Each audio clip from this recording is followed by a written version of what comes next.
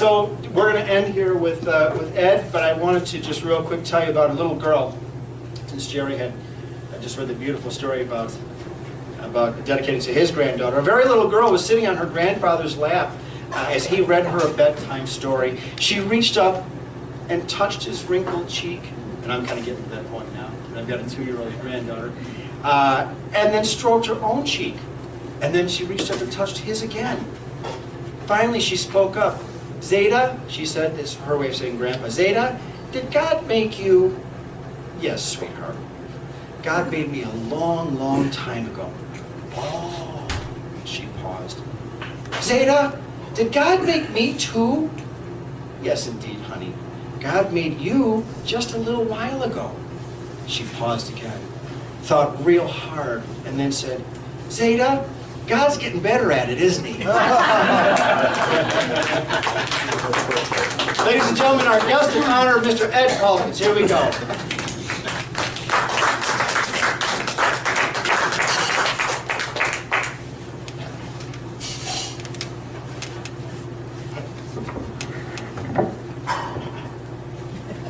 You know, my voice is way too loud to be talking at a microphone. You can all hear me, right? Yes, sir. Yeah, my voice tends to carry. Yeah. All hail Audrey and yes, yes, we know. Yes. I should introduce myself. I am a time-traveling Irish vampire in the Byron series written by Denise.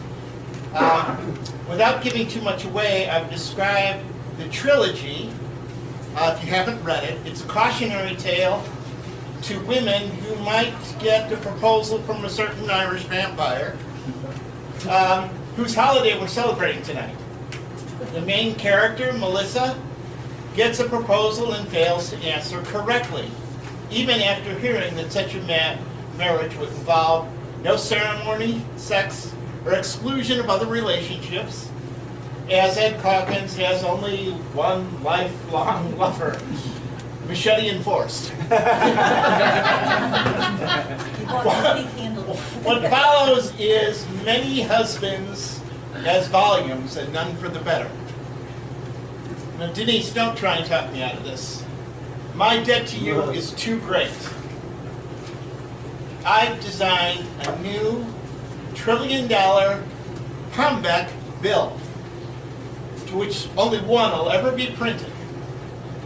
I know this will send panic among the Palmbeck hoarding investors, but if the bill does what I printed it to do, the Palmbeck will remain strong against other currencies. You might not know what a Palmbeck is yet. I'll give you a chance to avoid feeling foolish and explain it later with the presumption that you've already figured out, but others need more information. Instead, I'll start by informing you that the IVA, Irish Vampires Association, has been using it for as long as I've been the IVA spokesman. I might point out here that some of the IVA's most brilliant investments have backfired to the fault of the irrational market's constraints. Each misfortune is a lesson in economy of people too stupid to lose. The first case might be explained as the peril too precious to make change. Noting how rare they were becoming, the IVA aggressively brought out saber-toothed tiger teeth, known as ST3s. Until we cornered the market. Gullible cave dwellers everywhere had traded what teeth they could find for those heavy yellow petals found in the river. The value of the teeth kept rising. When the saber-toothed tiger itself became extinct, it went through the roof. But the problem is, the ST3s became so pricey that the only thing expensive enough to trade one for was another ST3. Furthermore, no one with an ST3 was wealthy, without an ST3, was wealthy enough to make change for an ST3. So they're just going to have to wait until something better gets produced. Second, I submit the peril of so useful it's useless, merged with so rare it's everywhere. Take the case of those yellow pebbles. Naturally, I'm talking about gold, which should be worthless by now, but people are too stupid to realize they can't use it for anything. Back before it was of value, it was the perfect metal to make cups, watches, armor, cable wire, even coins. Now all those things of gold can be found, but they're too precious to use. Those shiny pebbles are meant to just lay around in Fort Knox like they do. Why did we bother taking them out of the river? In fact, gold is so plentiful that people use it for the one thing gold was never good for. A wool sweater will keep you warm. A gold chain will weigh you down and get you robbed. You can find gold sitting around everywhere doing nothing for anything. You say the same about engine parts. The last thing about gold that is still useful is gold filling. But for that, you need a toothache and an expensive dentist. There should be a joke in there somewhere, right? All right. Then there's the mountain effect. Remember the Incas? They were the folks that insisted on living high in the mountains where food was hard to find, hard to grow, hard to hunt. Well, before they moved, the IBA sold them some worthless plants with white bulbs in their roots. They'd be still making a fortune selling potatoes back to us if some even stupider race didn't climb those mountains and wipe them out. Alcohol. Alcohol beverages might seem like good currency. When wine and hard liquor age well, it creates an investment opportunity that even stupid people can understand. The problem there is the cost of stupid, the commodity itself. Places in Russia where vodka is accepted and rubles are not, they say no man, no matter how rich, is one bender away from being broke. Lastly, you come to the ultimate victory of stupidity, and that is paper money. Paper, unless it's used for books, is mostly useless and plentiful. Imagine the skepticism of the IBA when the leaders of the nations announced that their government would simply print money that would be legal tender for all. Any vampire, knowing the folly of former countries, would assume that the only government job worth having would be that of currency printer, attracting the same types that always want to be banker when playing Monopoly. Any Irish vampire would assume that the government would never be broke until paper bills enough to buy a cup of coffee would need a forklift. I realize that I've made a very poor case to take any financial advice from an IBA member. But I think I made a case that the current system is in trouble. If legal money becomes worthless, what kind of paper will be valuable? Books will always have some value. But will it fit into a wallet? Plastic cards? Credit cards? The collapsing government's already tried that. Bitcoins, those are one hard drive away from crashing. What if something valuable was both useful and written on paper? The Virony series in paperback will always be of value, but 1,000 years from now, we're back to the SD3 problem. You know? Yeah. Okay, where am I here? This will take me a second here. So, to the wary investor, buy all the Bompex you can find. As Denise has already figured out, I'm sure, the first Bompex were handwritten.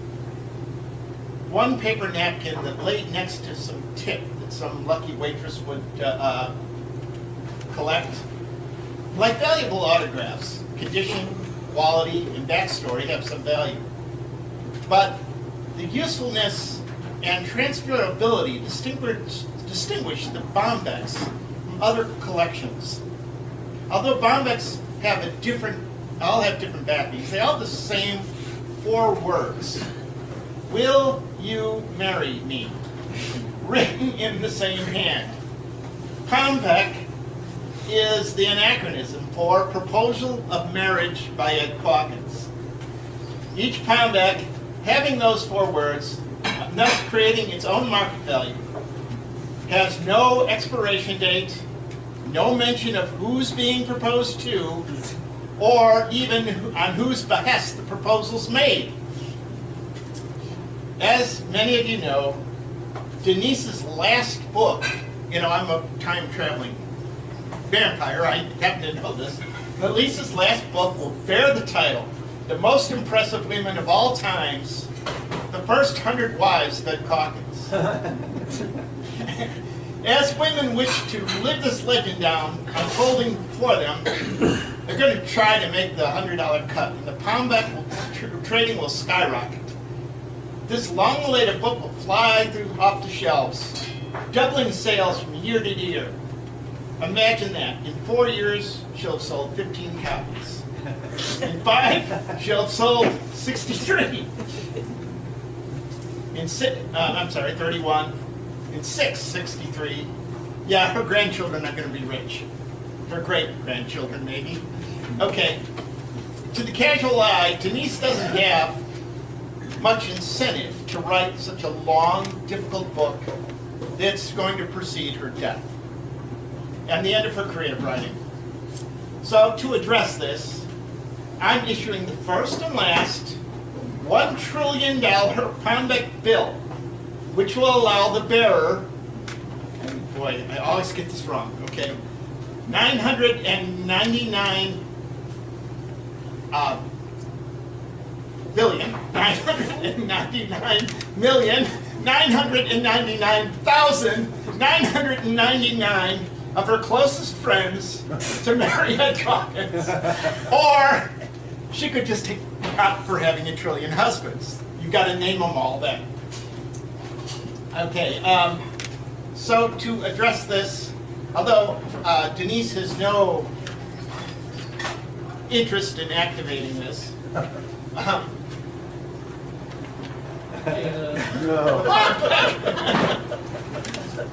yeah.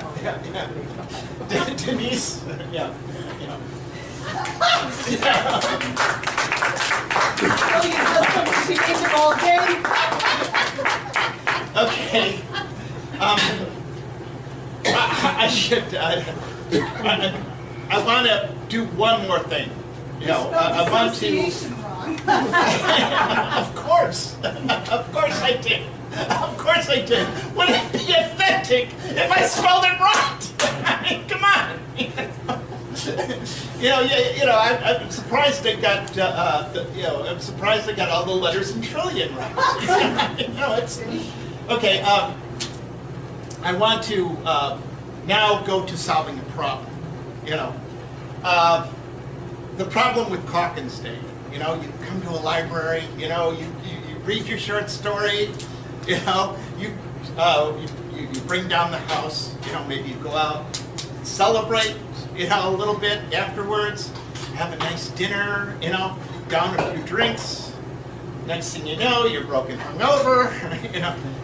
And the next day is Valentine's Day, and you've got to explain to your wife, my lifelong lover over there, buy, no card, no letter, no engagement ring or anything, and you go through the same old song and dance about how, you were busy, and how about instead just go with a song and dance for a Valentine's gift. Now, I promised her I was going to do this here. Oh, yeah. I had to read and believe me, I'm regretting it. But this song is a little spicy. Fortunately, it's in a different language. It's in a language called Hipski, which is very obscure. You've never heard of it. But it's a language peculiar to Irish vampires who visit Poland after the third or fourth beer. So I'm not too worried by the... okay. I'm going to need a little room here.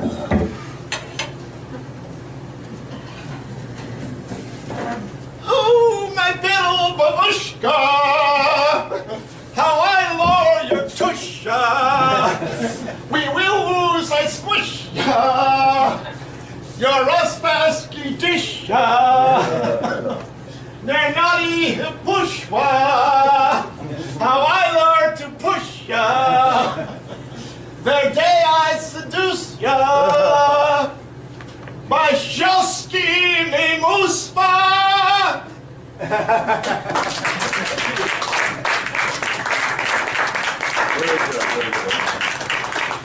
I was going to tell another joke, but why bother? Thank you, everybody, for coming out. Have a Wait, he's got a wonderful... giveaway. Oh, that's right. You have 2 gift cards to give away. Yeah, well, you're gonna give one, the whole package to one person. Okay, yeah. Do I get to choose who? You get to choose, whoever you want. Oh man, I loved it. I loved you. They were all very good, but I really loved yours. Thank you very much. All right, guys. Thank you all very, very much. By the way, for our members, our regular meeting is next Thursday, 6 o'clock, same bad time as always. All right. Thank you all. Have a wonderful evening. Try not to freeze to death. Yeah, right.